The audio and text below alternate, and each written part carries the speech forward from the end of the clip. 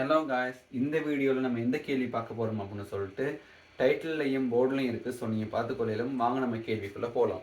இந்த கேள்வியை பொறுத்த வரைக்கும் ஒரு பெருக்கல் விருத்தியை மெயின் பண்ணதாக ஒரு கேள்வி இருக்குது. அந்த கேள்வியில் பார்த்தீங்கன்னு சொன்னாக்க இந்த பெருக்கல் விருத்தியில் 2வது உறுப்பு சயார்னு சொல்லியிருக்காங்க. 3வது உறுப்பு சய 12ன்னு சொல்லியிருக்காங்க. உங்கள்கிட்ட கேட்டிருக்கிறது 5வது உறுப்பின் பெருமானம் என்ன அப்படின்னு சொல்லிட்டு கேட்டிருக்காங்க. ஸோ கூட்டல் விருத்தியில் எப்படி ஒரு சமன்பாடு இருக்கோ அதே மாதிரி பெருக்கல் விருத்திலையும் ஒரு சமன்பாடு இருக்குது. TN Saman A into R N சய ஓராம் அடுக்குன்னு சொல்லிட்டு, இல்லை ஏங்கிறது முதலாவது உறுப்பும் ஆறுங்கிறது சொல்லிட்டு பொது விகிதமாகவும் இருக்குது. சரிதானே? இப்போ நம்ம இதில் முதலாவது T2 அப்படிங்கிற 2வது உறுப்புக்கு நம்ம இந்த சமன்பாடை அப்ளை பண்ணுவோம். அப்போ T2 2வது சமன்பாடுக்கு அப்ளை பண்ணால் ஏங்கிறது நமக்கு ஒன்றும் தெரியாது. முதலாவது உறுப்பு ஆறும் நமக்கு தெரியாது. எண்ணுங்கிறதுக்கு நான் இங்கே 2 பிரதிட்டிருக்கேன்.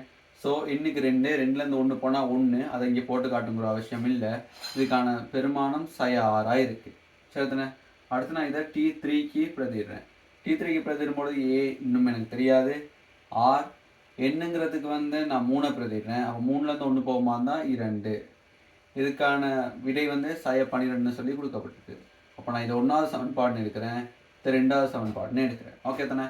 அப்போ 2வது சமன்பாட்டிலேருந்து 1வது சமன்பாடு நான் பிரிக்கும் பொழுது எனக்கு ஆறுக்கான பெருமானம் கிடைக்கக்கூடியதாக இருக்கும். பார்ப்போம். ஏ இன்ட்டு ஆரின் வர்க்கம் கீழ் ஏ இன்ட்டு ஆர் சமன் சய 12ன் கீழ் சய 6. இப்போ இதை சுருக்கம்னு சொன்னால் எப்படி?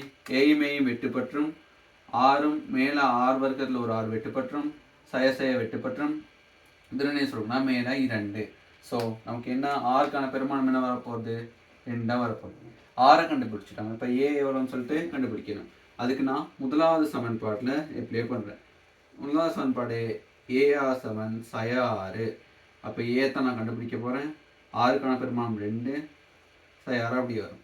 இங்கே பெருக்குது 2, சமன் கண்டு போனால் 2 என்ன செய்யும்? சய 6 பிரிச்சுன்னு சொன்னாக்க ஏக்கான பெருமானம் சய 3 இருக்கும். ஸோ நான் ஏஏ கண்டுபிடிச்சிட்டேன். இப்போ இதே சமன்பாட்டில் நான் பிரதிட்டு 5வது உறுப்பை கண்டுபிடிக்க போகிறேன். ஸோ எண்ணுக்கு பதிலாக 5 போடணும். ஏ கண்டுபிடிச்சிட்டேன் சய 3ன்னு சொல்லிட்டு. ஸோ இங்கே சய 3. ஆறும் கண்டுபிடிச்சாச்சு. எவ்வளவு? 2 தர 2. எண்ணுக்கான பெருமானம் 5. 5லேருந்து 1 போனால் 4. ஸோ அது நமக்கு தெரியும். அப்போ சய 3 2ன் 4ஆம் அடுக்கோட பெருமானம் 16. 2, 4, 8, 16. ஸோ இது 2 பெருக்கணும்னு சொன்னாக்க நமக்கு 5வது உறுப்பு பெருமானம் எவ்வளோன்னு சொல்லி கிடைச்சிடும்.